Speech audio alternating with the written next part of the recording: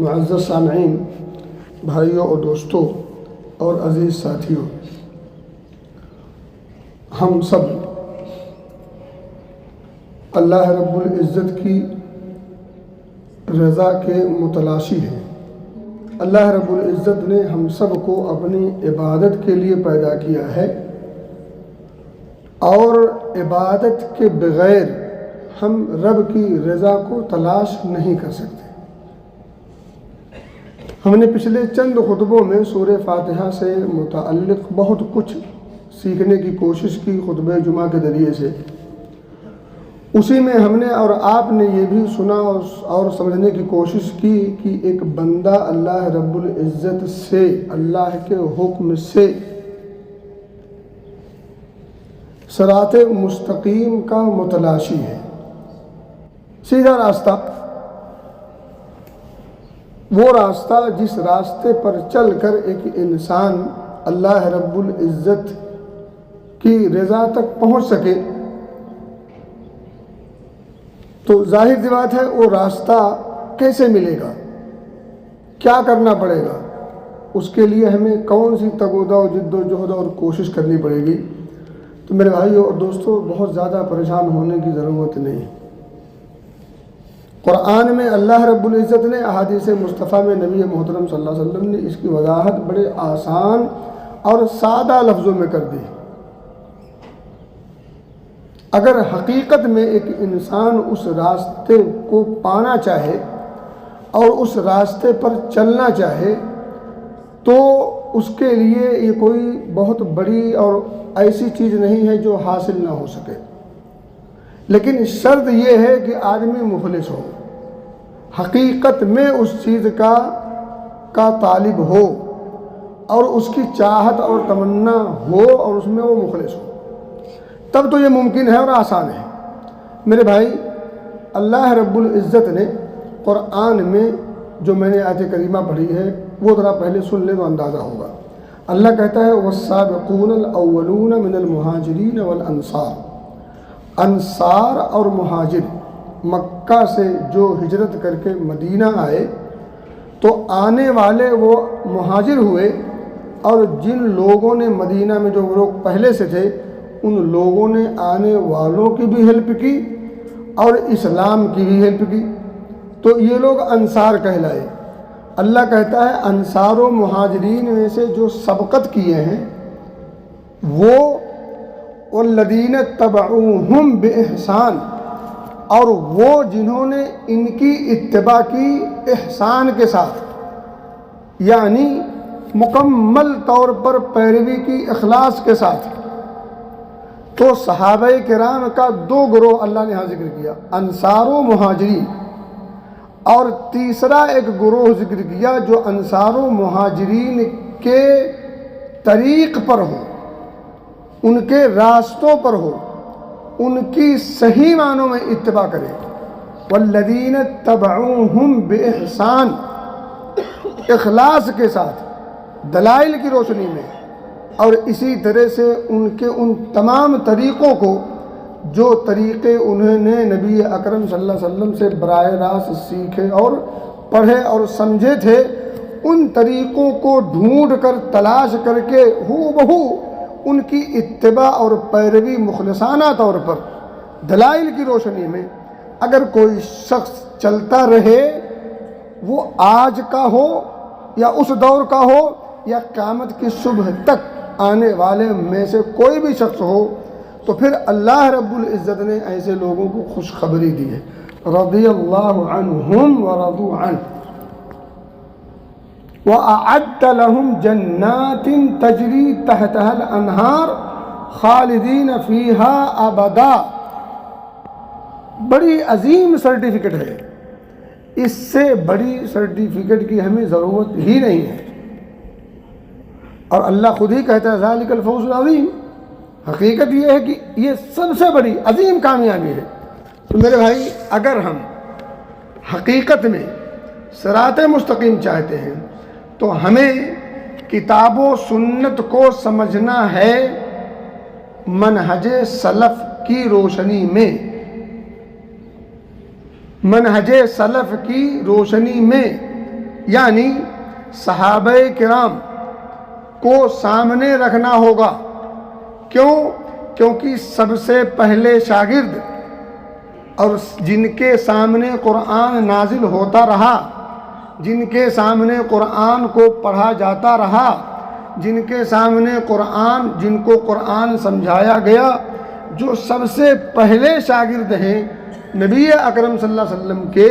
جنہوں نے براہ راست دیکھا بھی ہے،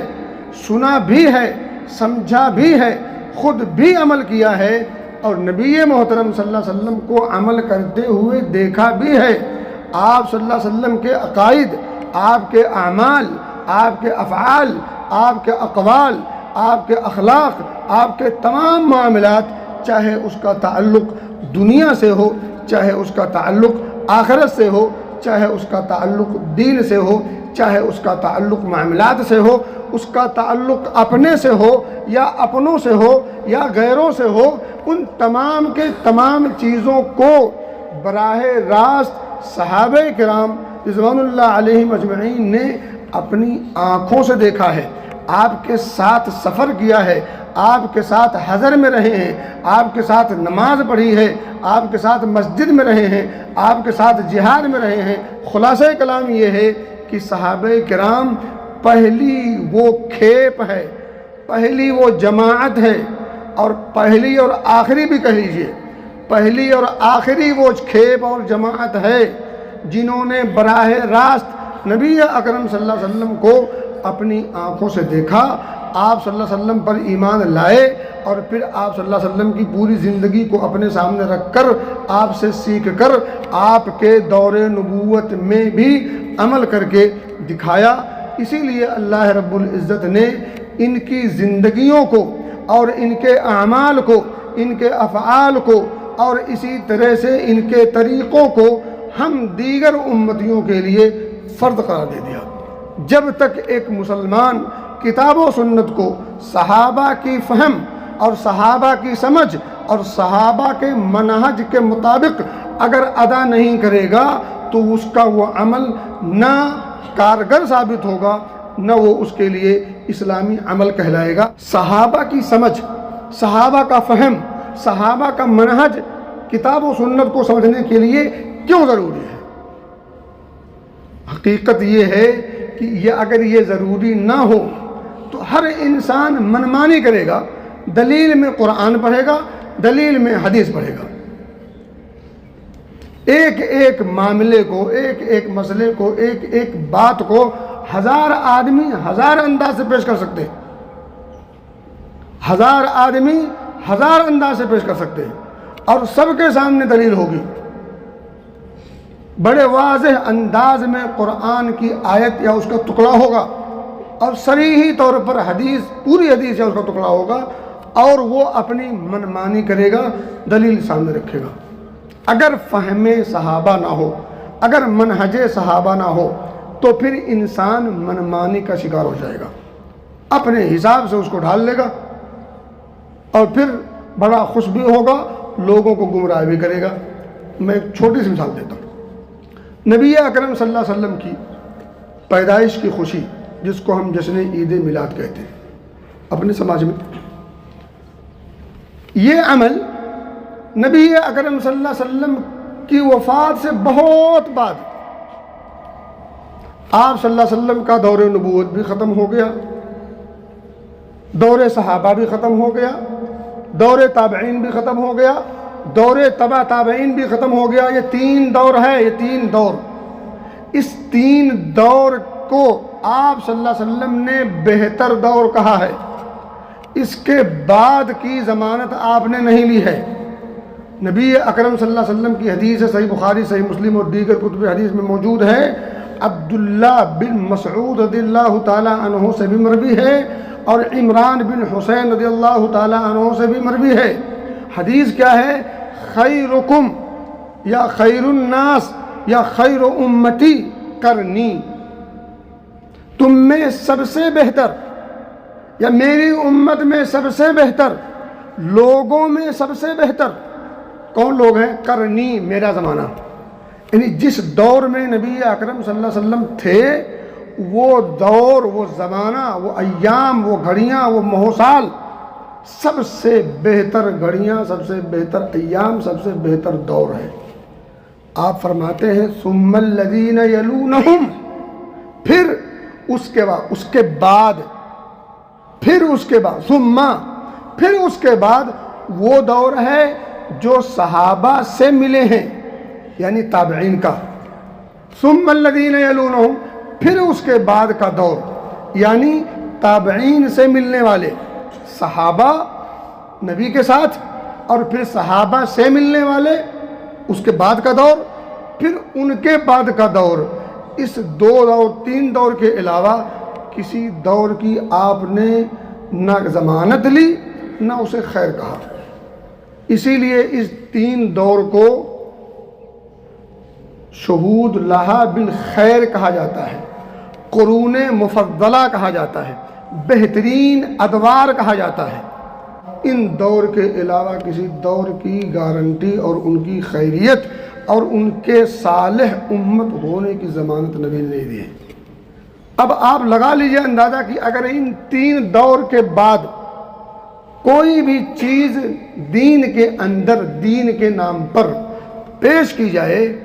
تو اس کے بدعت ہونے میں کوئی شبہ نہیں ہونا چاہیے،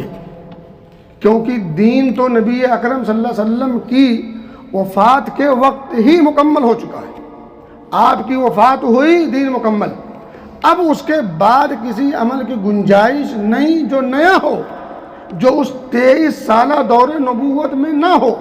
ایک بات ذہن میں رکھیے گا، یہ ہرگز اس کا مطلب نہیں کہ ان تین دور کے لوگ جو چاہیں سو کریں، نہ، اور وہ ایسا کیے بھی نہیں اور کرتے بھی نہیں۔ تو وہ لوگ نبی اکرم صلی اللہ علیہ وسلم کی سنتوں کو ٹٹولتے تھے اور پھر ان سنتوں کی سمجھ حاصل کرتے تھے اور پھر اس سمجھ کے مطابق عمل کرتے تھے اور دنیا کے سامنے پیش کرتے تھے۔ اس لیے ان تین ادوار میں جو چیز آپ کو دلائل کی روشنی میں میسر ہو وہ دین ہے،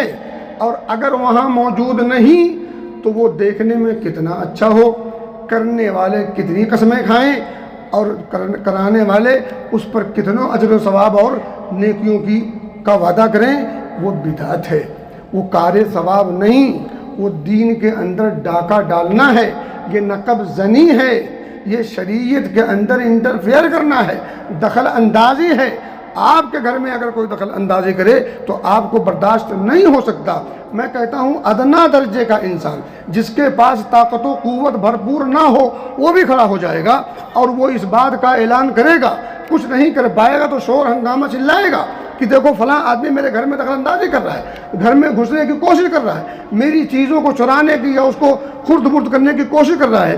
دین جو اللہ رب العزت کا ہمارے لیے لائحہ عمل ہے، نمونہ ہے، ہمارے لیے ایک دستور حیات ہے، ایک قانون ہے، ضابطہ ہے، اس کے اندر ایک عام انسان یا خاص انسان یا کوئی بھی اللہ کا بندہ اٹھے اور اس کے اندر منمانی کرنا شروع کر دے تو یہ کہاں کی عقل مندی ہوگی، اور کون انسان اس کو قبول کرے گا جسے کلمہ لا الہ الا اللہ محمد الرسول اللہ کی ہلکی سی سمجھ ہو، نہیں کر سکتا۔ اب یہ جو عید میلاد ہے مان لیجئے، اس پہ دلیل پیش کی جاتی ہے قرآن سے۔ میرے بھائی صاف اور سیدھی بات ہے، جو یہ آیات پیش کی جاتی ہیں، جو یہ حدیثیں پیش کی جاتی ہیں، ان ساری حدیثوں کو صحابہ پر پیش کر دو۔ اگر صحابہ نے ان تمام آیات سے وہ عمل ثابت کیا ہو اور صحابہ نے وہ عمل سمجھ کر اس عمل کو سمجھا ہو اور عمل کیا ہو سر آنکھوں پر، اور اگر صحابہ کے سامنے وہ آیات تھیں تو پھر وہ چیزیں ان کے سامنے آئیں، اگر آئی ہوتی تو جیسے اور دیگر چیزیں ہم تک صحابہ کے تھرو پہنچی ہیں وہ بھی پہنچی ہوتی، اور اگر نہیں پہنچی تو اس کا مطلب وہ آیات تو تھیں مگر صحابہ نے اس سے وہ معنی نہیں سمجھا۔ اب تو یا تو صحابہ کی غلطی ہے وہ نہ سمجھتے نعوذ باللہ، یا تو ہم زیادہ سمجھدار ہیں، یا تو وہ نعوذ باللہ نہ سمجھتے یا ہم زیادہ سمجھدار ہیں، تو اوور ایکٹنگ کا نتیجہ برا ہوتا ہے۔ اوور ایکشن نہیں کہہ سکتا۔ ہم مسلمان ہیں، کتاب و سنت کے پابند ہیں، کتاب و سنت کو کہ ہم پابند ہیں، اور ظاہر سی بات ہے کتاب و سنت کو سب سے زیادہ امت میں اگر کسی نے سمجھا ہے تو وہ صحابہ کرام کے علاوہ کوئی اور نہیں ہو سکتا۔ یہ نہ سمجھیے کہ وہ کوئی اتفاق تھا، نہیں، اللہ رب العزت نے باقاعدہ طور پر صحابہ کو نبی اکرم صلی اللہ علیہ وسلم کی صحابیت کے لیے رکھا۔ یہ کوئی اتفاق نہیں ہے۔ آپ صلی اللہ علیہ وسلم کے صحابہ آپ کے وزراء کے طور پر، آپ کے شاگردان کے طور پر اور آپ کے ساتھی کے طور پر اللہ رب العزت کے اختیار کردہ شخصیات تھیں، اور یہ اسی لیے تھیں تاکہ میرے میسج اور پیغام کو میرے نبی کی وفات کے بعد یہ پیغام صحیح سلامت کے ساتھ اور اسی طرح سے وضاحت کے ساتھ روز روشن کی طرح سے عیاں ظاہر اور باہر ہو، اور پوری امت محمدیہ اور اللہ کے بندے قیامت کی صبح تک اس میسج کو اپنے سامنے پا سکیں، کھلے انداز میں پا سکیں۔ صحابہ نے یہ کیا۔ آج 1400 سال ہو گئے، ابو بکر کے اعمال، ان کے اطوار، ان کے طریقے، ان کی سوچ، ان کی فکر، ان کا عقیدہ، کون سی چیز ڈھکا اور چھپا ہے؟ ساری چیزیں ہمارے سامنے ظاہر اور باہر ہیں۔ یہ اللہ رب العزت کا کرم ہے، یہ اس کا فضل ہے، یہ نبی کی شان اور نبی کے صحابہ کی عظمت کی واضح دلیل ہے۔ تو میں یہ کہہ رہا تھا کہ اگر ہم نے کتاب و سنت کو سمجھنے کی کوشش اپنے طرز پر کی تو ہم ٹھوکر کھائیں گے۔ اگر اسی کتاب و سنت کو سمجھنے کی ہم نے کوشش کی لیکن صحابہ کو سامنے رکھ کر کے کی، صحابہ کی فہم کو اور ان کی سمجھ کو، ان کے منہج کو اگر سامنے رکھا تو ہم ٹھوکر کھانے سے بھی بچیں گے اور اس منزل تک پہنچیں گے جس منزل پر ہم پہنچنا چاہتے ہیں۔ تو میرے بھائی، باتیں بہت ساری ہیں، خلاصہ کلام یہ ہے کہ اگر ہم نے کتاب و سنت کو سمجھنے کی کوشش کی اپنے طور پر تو گمراہی مقدر ہے۔ آج تصوف کہاں پہنچا ہے، صوفیزم کہاں پہنچا ہے، جہاں تک ہم آج پہنچے ہیں تصوف کے نام پر، صوفیزم کے نام پر، وہ کہاں تک پہنچے ہیں؟ کفر و شرک کی دلدل میں پھنس چکے ہیں۔ کلمہ زبان پر ہوتا ہے، اعمال کفر و شرک سے لبریز ہوتے ہیں۔ اس کی وجہ یہ ہے کہ ہم نے قرآن کو اپنے من سے سمجھا ہے، قرآن کو اور احادیثوں کو اپنے مزاج کے مطابق ڈھالا ہے، یا کسی نے ڈھال دیا پھر اس کو اپنے مزاج کے مطابق اس کو کھینچ تان کر کے اس کو ڈھالنے کی کوشش کی ہے۔ اور میں بتا دوں آپ کو، غور کیجئے، سمجھنے کی کوشش کیجئے، جذبات میں آنے کی ضرورت نہیں ہے، سنجیدگی کے ساتھ سوچنے کی ضرورت ہے۔ تقلید جو ہے یہ بھی کتاب و سنت کے دلائل کو موڑنے کی وجہ سے ہے۔ اگر ہم نے کتاب و سنت کو صحیح سے سمجھا ہوتا، صحابہ کے طرز کو اپنے سامنے رکھا ہوتا، تو یہ نہ تقلید ہوتی اور نہ تصوف ہوتا۔ دنیا کے اندر دین کے نام پر جتنی خرابیاں ہیں ان تمام خرابیوں کا اگر نچوڑ دیکھیں گے تو ان دو چیزوں میں جا کر کے ملے گا، ایک تو تقلید ہے، دوسرا تصوف ہے۔ اور آپ دیکھ لیجئے جتنی برائیاں ہیں، جتنی دین کے نام پر یہ جو گروہ بندیاں ہیں، اور جتنے اختلاف و انتشار ہیں، اور جتنے مصرف اٹول ہیں، ان تمام کے تمام کو اگر سنجیدگی سے سوچیں گے تو بالآخر جا کر کے وہیں پہنچیں گے، یا تو تقلید کی وجہ سے ہے، اعمال میں خرافات،